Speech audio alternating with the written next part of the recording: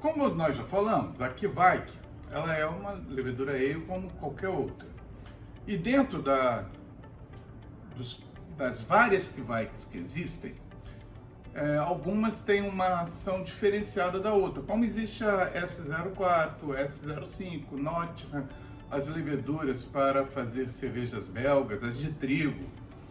Então, se a gente pegar de uma forma generalizada, as Kveiks, como elas trabalham em temperaturas elevadas, sem gerar esses aromas e sabores indesejados, ela deve ser inoculada a um mosto com uma temperatura acima de 30 graus, mas não ultrapassando os 35.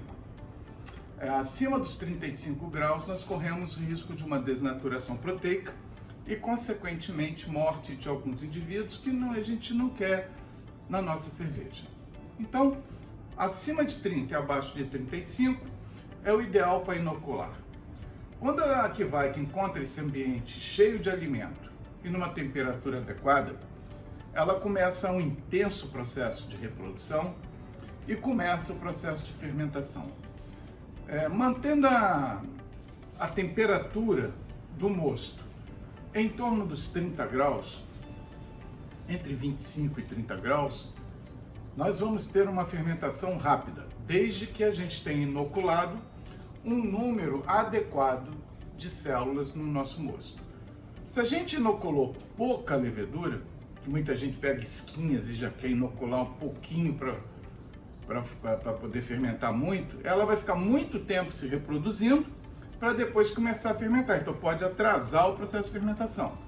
Quando a gente faz uma inoculação correta da Kveik no mosto, ela começa a fermentação muito rápida e termina muito rápida. Tem Kveiks que em um dia já fermentou tudo, estou considerando sempre 20 litros, né? São o parâmetro que eu tenho usado. Então, para fazer 20 litros, ela fermenta em um dia, 2 dias, né? Dependendo da Kveik.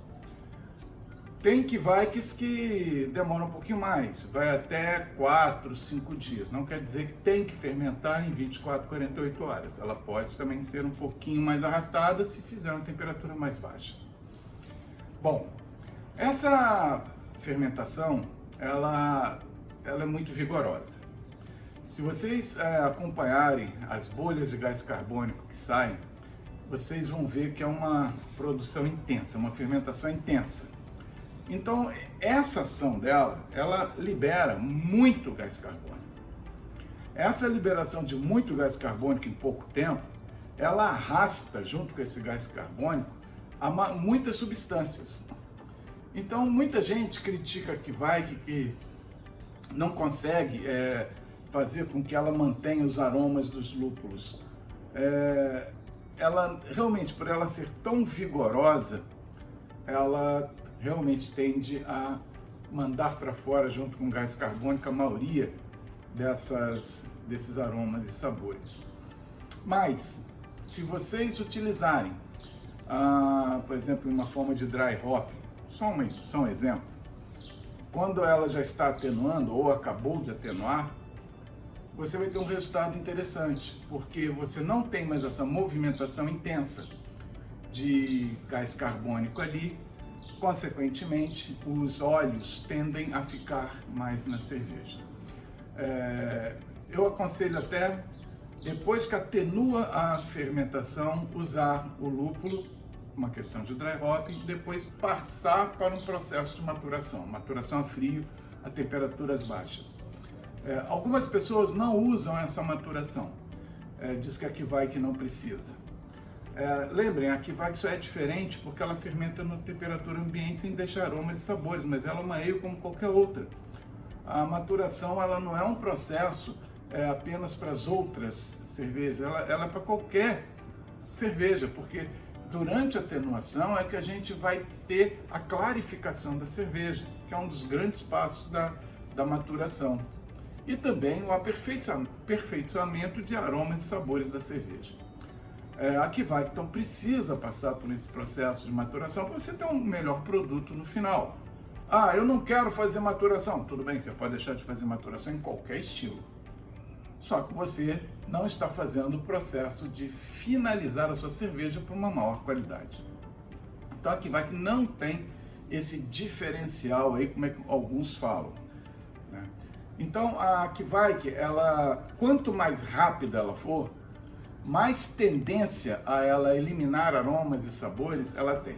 Só que também tem um processo. Quando ela se estressa no início do processo de multiplicação, ela costuma gerar ésteres ali dentro da cerveja que podem ser agradáveis ou não. Algumas cepas deixam um laranja bem pronunciado, outras deixam cítrico, outras deixam flores, outras deixam abacaxi. O laranja é o mais comum da gente obter nas Kveik. Só que isso está muito relacionado a obter esse aroma de laranja, né, e de outras frutas cítricas, como que foi feito o processo de fermentação. Geralmente, como eu já falei, fermentações muito vigorosas, elas podem ter dois caminhos.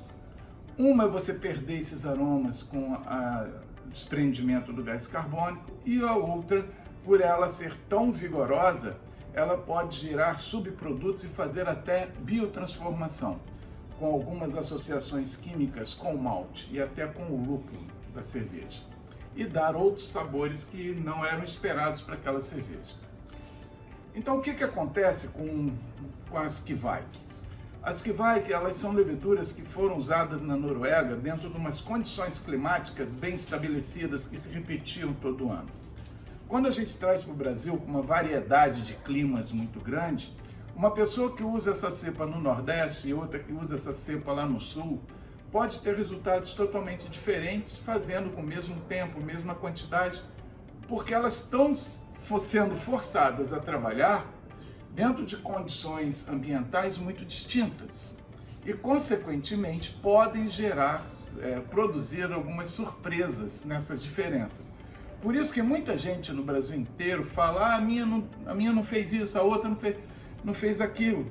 Nós passamos agora a conhecer uma levedura que ela está se adaptando a essas novas condições.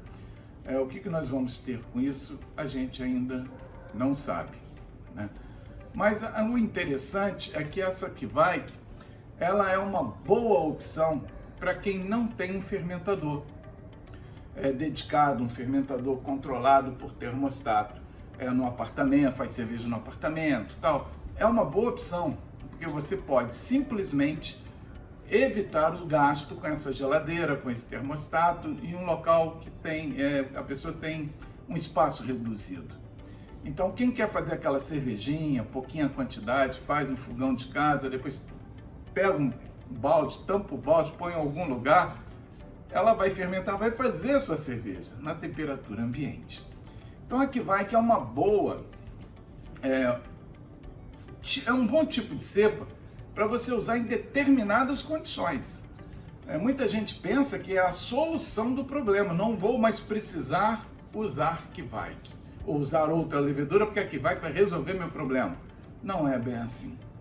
Ela é uma ferramenta que a gente tem que aprender a usar essa ferramenta para ter uma boa utilização dela, para ela produzir um produto que seja adequado para a gente. E é isso que nós esperamos dela.